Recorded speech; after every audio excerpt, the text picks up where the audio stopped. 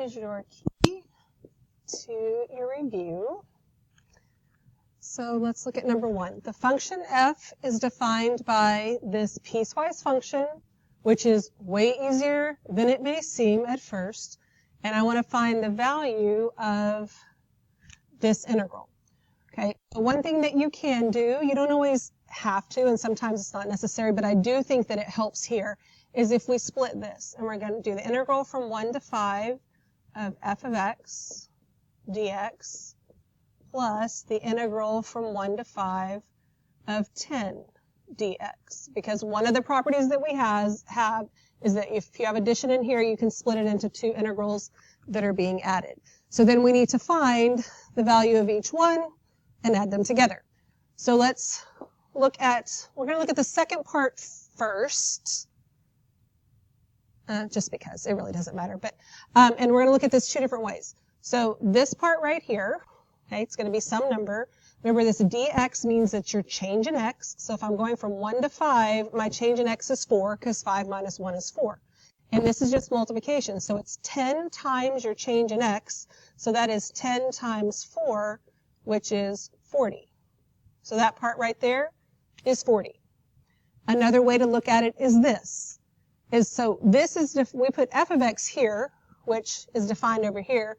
I could have called this g of x and then told you that g of x is equal to 10. Okay? So if g of x is equal to 10, that's like y equals 10 as a line, right?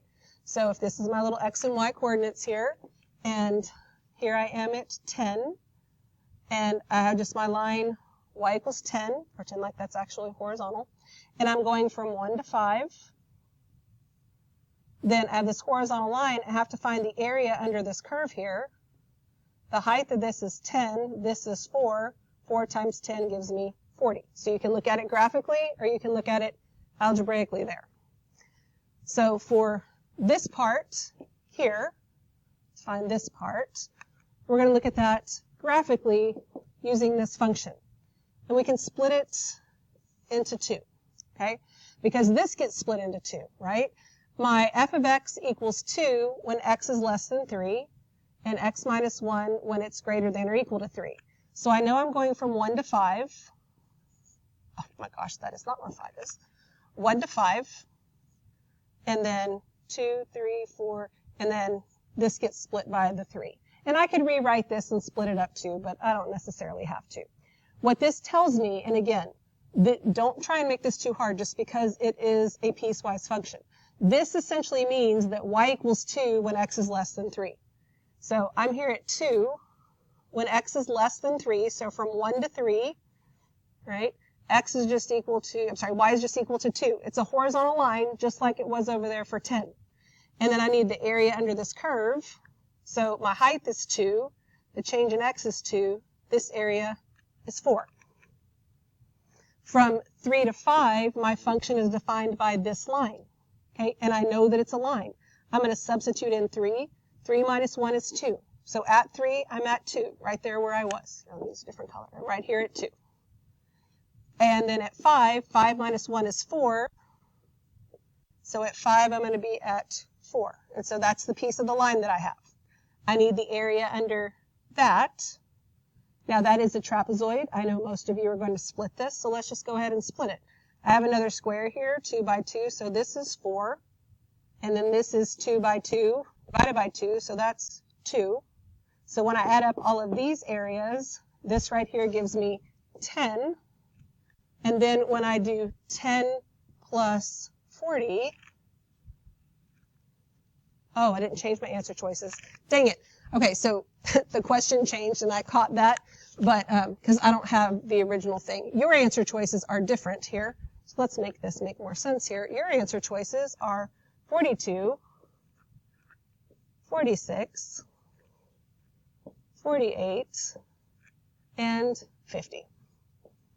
That makes your answer 50. I changed the question. I forgot to change the answer choices. But on your paper, it's all correct. Okay? I just didn't have the right file. All right? So there you go. Remember, you can look at it graphically. It helps to draw some pictures. They don't have to be gorgeous, but Don't make them so tiny you can't even see what you are labeling on there. Okie dokie. So now we have this function. Let f be the function defined by, so this is a function defined by an integral. On which of the following intervals is the graph of y equals f of x, concave down?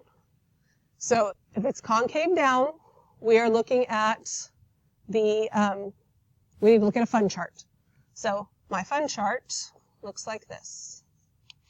Up and down, f prime, up, down, plus, minus, f double prime, plus, minus. Okay, so concave down is right here. So that's when f prime is decreasing, which doesn't help me when I don't have a graph, or when f double prime is negative. So that's what I'm looking at here. I need to know when f double prime is negative.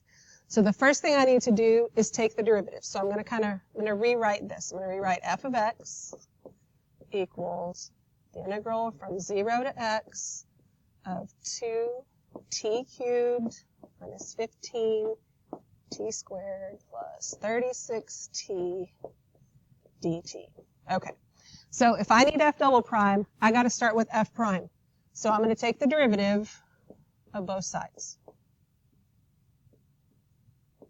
When I take the derivative of the left, that is f prime of x. When I take the derivative of the right, I'm going from 0 to x, and it's just a plain old x. So I just take x and put it in everywhere I see a t. So that's going to give me 2x cubed minus 15x squared plus 36x. That is f prime. I'm not really interested in f prime. I need f double prime. So then I take the derivative of this, f double prime of x, and it's not fancy anymore, it's just plain old derivatives, 6x squared minus 30x plus 36. So if I want to know when it's negative, I'm going to need to do a sign chart. So I'm going to set it equal to 0. I'm going to start by factoring out my 6. So it gives me x squared minus 5x plus 6. So then 0 equals 6. This is x and x. That would be minus 2 and minus 3. So here's my sign chart. I got a 2 and a 3 on there. And then I'm going to substitute items in here. So if I substitute in 0, so if I start over here, this could be negative times. I can really ignore this because it's not a variable. Like he's still there and he's still important, but as far as the signs, that's not going to change anything. If that was negative, I need to pay attention to it. But okay, negative times negative, which is positive. If I did something like 2.5, this would be positive times negative, which is negative. And then something bigger than 3, like 4, that'd be positive. And I go back and look over here. I am looking for when f double prime is negative. Here's my f double prime. It's negative right here from 2 to 3 only, which is D.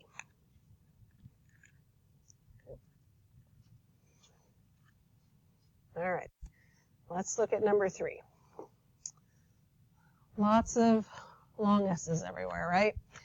So we have the integral from 0 to 10 of f of x dx equals 21, from 0 to 10 of 1/2 g of x dx equals 8.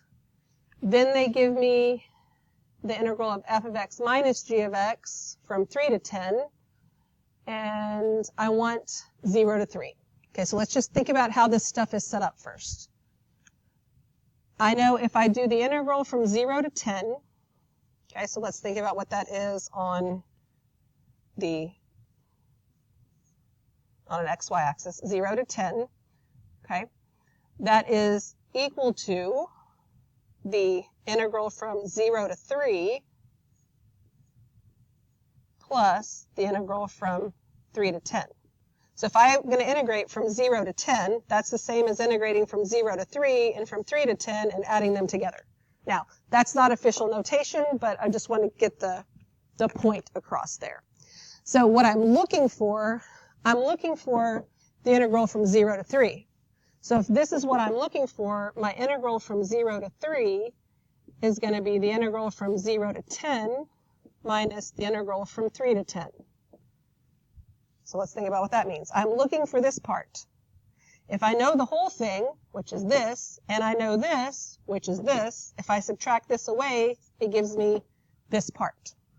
So that's kind of the overall concept there. Now, when I go back and look up here, my 3 to 10 has an f and a g in it. My 0 to 3 has an f and a g in it. So I need to make this into the integral from 0 to 10 of f of x dx of f of x minus g of x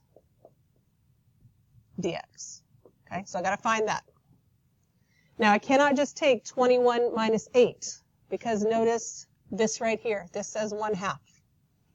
Okay, so this part right here, this part is just 21, but then this part is, well, not this part, the whole answer to it.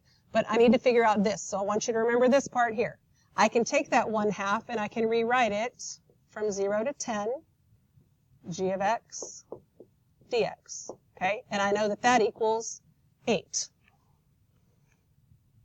Now, if that's, because this is the same, I can pull that 1/2 out. So when I actually just want this part, that's going to be equal to 16, because I'd have to multiply 2 by both sides. All right. So then to fill in this stuff here, this is what I'm looking for. My integral from 0 to 10 of f of x minus g of x, that's going to be 21 minus 16. Okay, so this is 21 minus 16, and that gives me 5. Minus, and you know how I know it's minus? Because I set up like this to make sure it all worked out there. The integral from 3 to 10, this is of the whole thing, that's 2. Okay, I got that. That's equal to 3, and that's my answer, which is A. Okay? All right. Let's look at 4. So it says for x greater than 0, I'm going to take the derivative of the integral. Okay, so when I take the derivative of the integral, I take whatever, these are my limits of integration. I take the limit of integration that has a variable on it. And if it's just plain old x, I just plop x in there. This isn't plain old x. This is 2x. I'm still going to plop it in there, but I have to make sure I plop it in there correctly because I saw a lot of incorrect stuff going on here. The natural log of, all right, when I put 2x in for t, this is 2x cubed plus 1. Okay, so that's problem number 1, is that you can't just put 2x with a cubed on it, you got to cube the whole thing.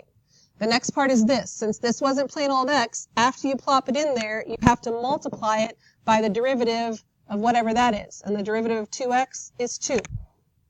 Now, if this was a free response question, I could stop here, but it's not. It's multiple choice. So this 2 is not going to magically end up inside of here somehow. So it's going to end up on the outside. So it's probably one of those two. Guess it could be this one.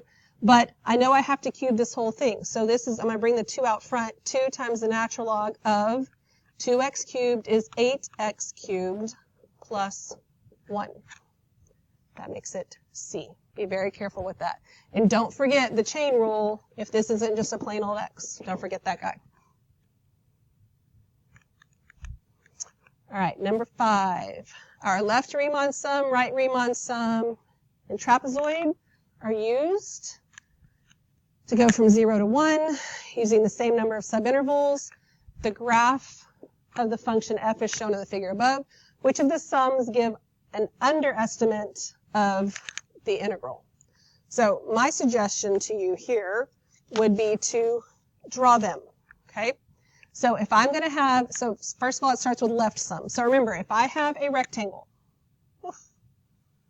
the height of the rectangle, if it is a left sum, comes from the left-hand side. So I start at the left, that's the height of my rectangle, and then I draw to the right.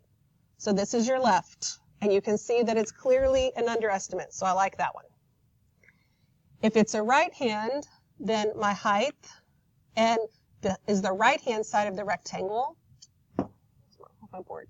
So when I do this, and this is my right-hand side, then you can clearly see that that is an overestimate, so that's a big fat no. So, worst case scenario, I can knock those two out, and then I can guess, but we don't want to do that. Trapezoid, you're going to draw both bases, and then you connect them. And that's an underestimate. And if you're not sure because it's so close, you can draw yourself a little bit more drastic of a curve, because this is increasing, well, that's not a great curve there. It's increasing and concave down, so looks like that. And so when I draw these in here, then I can see a little bit better. And if it was increasing or if it was concave up like that, then when I do it, it's a little bit more drastic. You can see that it's an overestimate. So there, it's kind of subtle there, but you can draw your pictures and help you figure that out. So that means we like the trapezoids also, and our answer is C. Okay. Alrighty. Number 6. Okay, so the hardest part of this question is, all I was going to say is knowing what to do, which I guess that's the hardest part of every question. But last year, when it was my first year to teach calculus, when I would get stuck on a question, and I would try and figure it out, and I'd finally have to go next door to Mr. Ackerman and just say, show him the question, why am I stuck? What am I stuck on? Why am I stupid? What am I missing? And I would say the majority of the time, the answer would be, oh, that's fundamental theorem. I don't know why, but like I was just kind of blind to those. So maybe that's where you are too, where if you're really totally stuck on something, ask yourself, would fundamental theorem work here? So remember what the fundamental theorem of calculus says is that the integral from a to b of f of x dx is equal to f of b minus f of a. Okay, that's one form of what you could write it as. One thing you need to make sure that you pay attention to is these two do not match. Whatever's inside the integral is always the derivative of whatever this is. That's why that's a capital F and that is a lowercase f. Okay, but the f's match. It's not like I'm going to use an f and a g, but I have f and g here, so we got to figure out what to do. So I have g of x. I don't really have any f of x information, but it gives me f of x here. And it tells me that f of x is equal to g prime of x, which means right here, I can rewrite that as the integral from 1 to 3. And instead of f of x, I'm going to put g prime of x dx. So then from the fundamental theorem of calculus, I know that, remember, this is the accumulation from 1 to 3. That is going to be the final value, which is just g of 3, minus the initial value, which is g of 1. Okay. So, and I have g here, so I can find that. G of 3 is going to be 3 squared minus 3 times 3 plus 4. So that's 9 minus 9 plus 4 is 4. And then g of 1 is going to give me 1 minus 3 plus 4. So that's 2. So that means this here is just going to be 4 minus 2. And my answer is 2. So, fundamental theorem. Don't forget that it exists. I don't know why that was such a block for me. All right, number 7.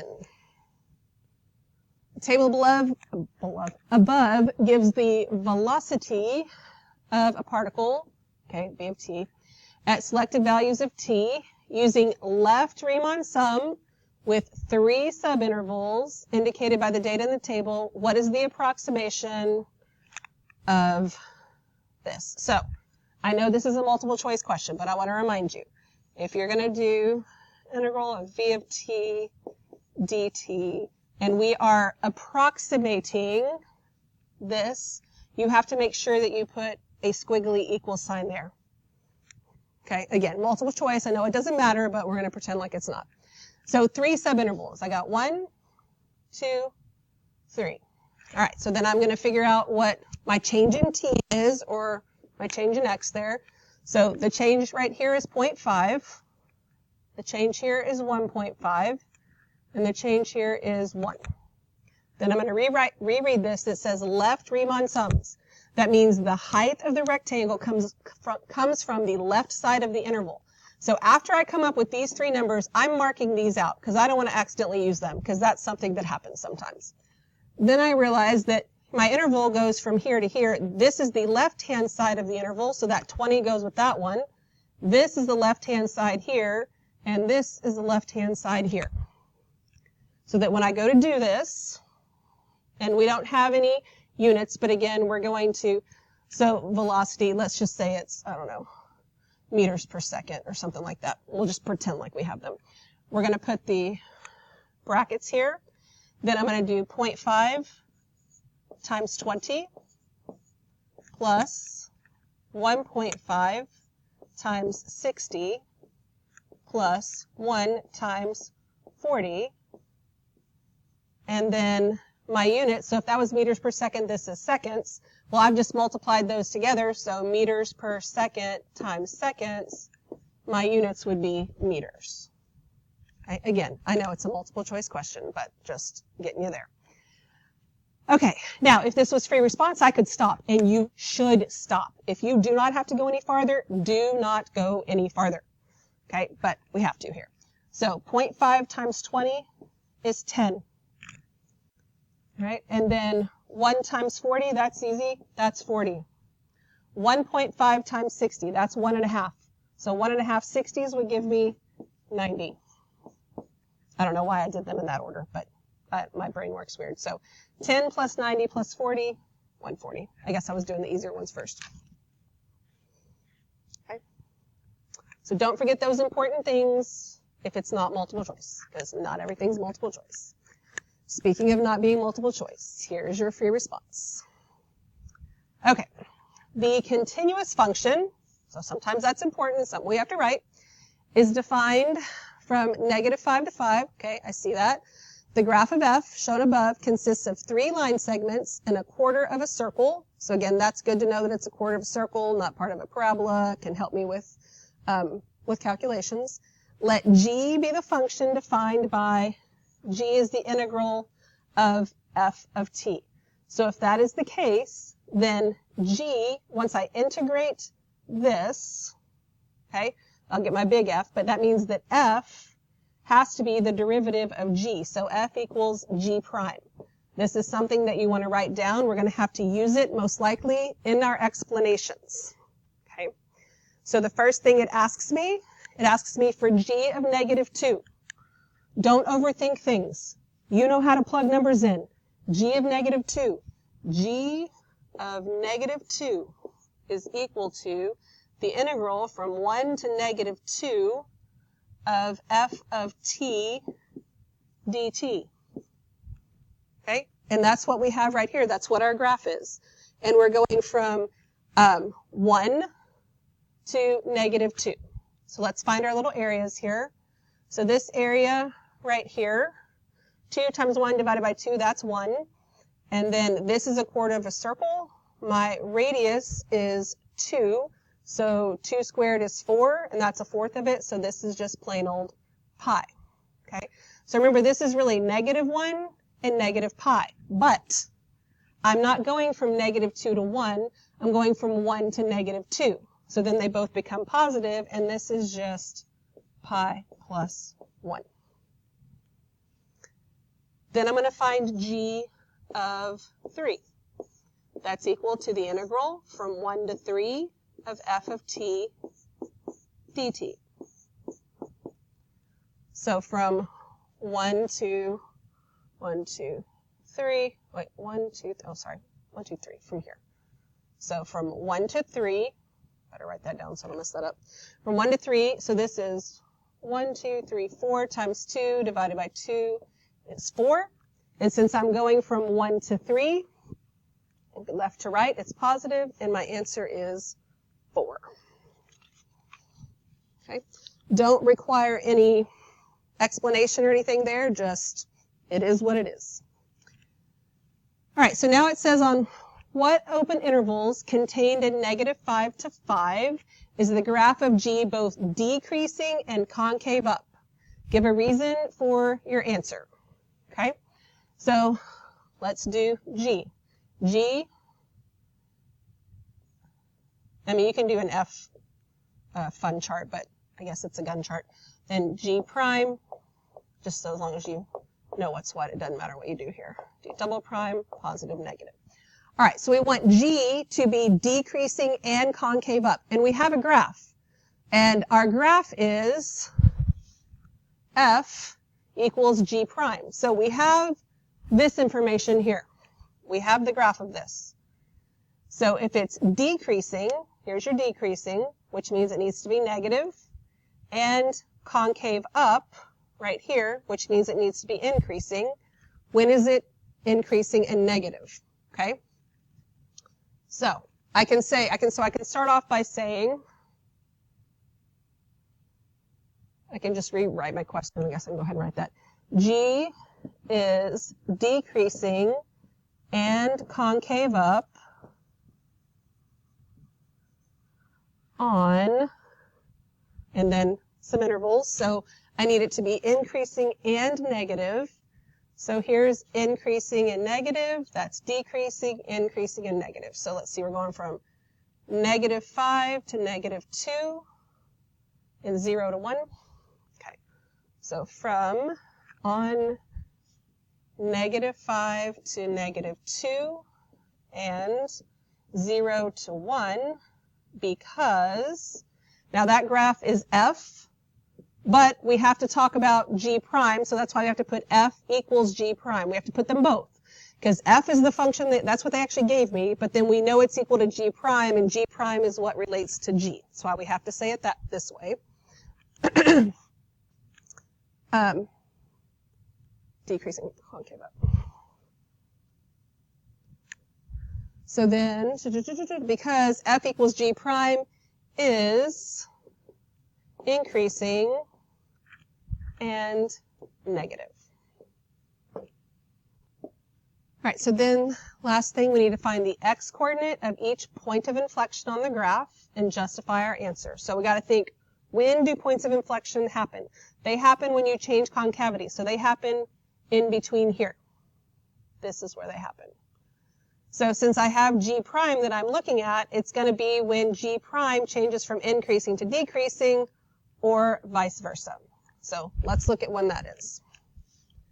So G prime, here we're increasing to decreasing, so we have one here at -2, and then we're decreasing and then increasing, so we have one here at 0, and then we're increasing, then we're not increasing anymore, but we're also not decreasing, so we just have them here.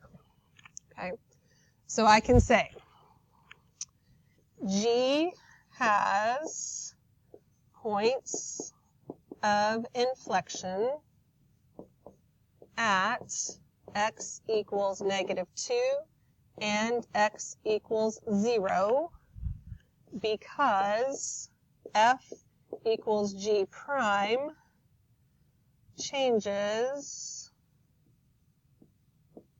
from, so what was the first thing? Increasing to decreasing. Increasing to decreasing, oh goodness, and decreasing to increasing. And we don't have to specify which one because it's a point of inflection going in either direction. It's not like we're talking about some other properties there. Okay? All right. And that's it. Make sure you come prepared. Come to math time if you have questions. Look over the rest of your notes and assignments and do your AP Classroom stuff if you haven't.